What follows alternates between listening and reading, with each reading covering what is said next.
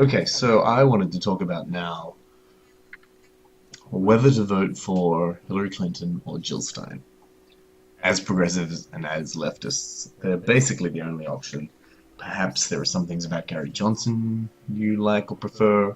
Perhaps you think he's more realistic to make an impact than Jill Stein, or something like that. And I guess I wanted to touch on 2 points. First, I want to talk about the difference between. Okay, so one of the main arguments that a lot of people used to rationalize not supporting Bernie Sanders was, I like his ideas, but he's not going to get elected. Now, this is partly they were talking about the general election, and I have no idea why they thought that, because Donald Trump has been an absolute disaster, and he would lose to just about any Democratic candidate at this point. He's losing to Hillary Clinton, the most disliked Democratic candidate in history, so this idea that, oh, he's a socialist and Donald Trump's going to attack him on that, uh, and therefore he won't win, was kind of ridiculous. So let's just talk about within the primaries, and this idea that, oh, I like his ideas, but he won't be the nominee. Hillary Clinton is guaranteed to be the nominee. Therefore, I won't support him and hurt Hillary Clinton in the general. So first of all, it is self-defeating. Donald Trump is a ridiculous candidate, and I don't think he can be elected. I think he's too incompetent at running his own campaign. And second of all, Bernie Sanders got 45% of the pledged delegates. So it's only a small fraction of people who liked him but thought it was unrealistic and thought nobody was going to vote for him, who would have needed to just actively support him, and he would have won, right? Jill Stein, however, there is a huge gap. Sure, Bernie started at that point, but after all the rallies and after touring the country and after his polls really started to rise, that argument obviously held no water. Jill Stein is still sitting below 5%, and she's not going to win, and there's no kind of, it doesn't appear to be any kind of social movement happening that's going to improve her position. So therefore we can't just say, oh, we'll just switch our vote to Jill Stein. If we can convince, every progressive or every leftist to vote for Jill Stein instead, then she will win, because it's actually not reasonable. Whereas people were still clinging to that argument, even as Sanders was really in with a decent chance. Before New York, Sanders was in with a really decent chance of winning the Democratic Party nomination, and people still clung on to this view of, oh, I'm not going to vote for him because Hillary Clinton's going to be the nominee. So let's get that out of the way first. So that's the difference between Jill Stein now and Bernie Sanders now. And the other thing with that is, it's a primary. It's not as though voting for Bernie Sanders then was actually going to have a big impact on the general outcome. It was basically a win-win situation, no matter which party nominee became which candidate became the nominee. Whereas now, there is a serious chance of there being a spoiler. So that's the difference between Jill Stein and Bernie Sanders in that sense. So the second thing I wanted to talk about was accountability, which I think is it. I haven't heard it articulated just that way, but I think that's essentially what the Bernie or Busters argument comes down to. And I feel like those who are opposed to the Bernie or Busters, they don't see that.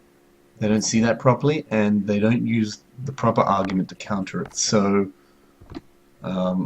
here's what I see as being the proper argument to counter it, and it is what I see the argument boiling down to. So they don't want to vote for Clinton, and they don't care if Donald Trump gets into power because of it, because they see it as holding the Democratic Party and holding politicians like Hillary Clinton and Hillary Clinton herself accountable for perpetuating policies that aren't in the best interests of them or aren't in the popular interests of the voters, of the population, etc., etc. And they're saying, we're not going to take it anymore, we're going to hold them accountable. Which, it seems, that's a pretty strong argument, I think, because if in a two-party system, And in a system, in a lesser of two evils system, you only need to be the lesser of two evils, but you can still be evil and still get away with it, and you can never be held accountable for it. So at what point is that lesser of two evils ever incentivized to be anything more than just a little bit lesser of the two evils? I suppose in this, and yeah, even now, I don't think, I kind of agree that she is the lesser of two evils. So, and I believe I said this in a previous video, I think the reason why I support her now over Stein, and certainly over Trump, is because there is this progressive movement behind Sanders, not necessarily behind Sanders, but in tandem with Sanders, and Sanders himself is on the verge of launching these organizations to continue fighting for progressive values that are going to hold Democrats accountable, but not in that way. They're not saying, oh, if Hillary doesn't enact these things, or if the Democratic Party platform doesn't enact these things, or the Democratic Party doesn't fight for these principles, then we're not going to vote for the next election, because next election you're back in the same situation where it's lesser of two evils, and you just have to, and you can't hold them accountable. It's we're changing the popular face of democracy in this country. We're re-democratizing this country. We're reinvigorating people and getting them active in democracy.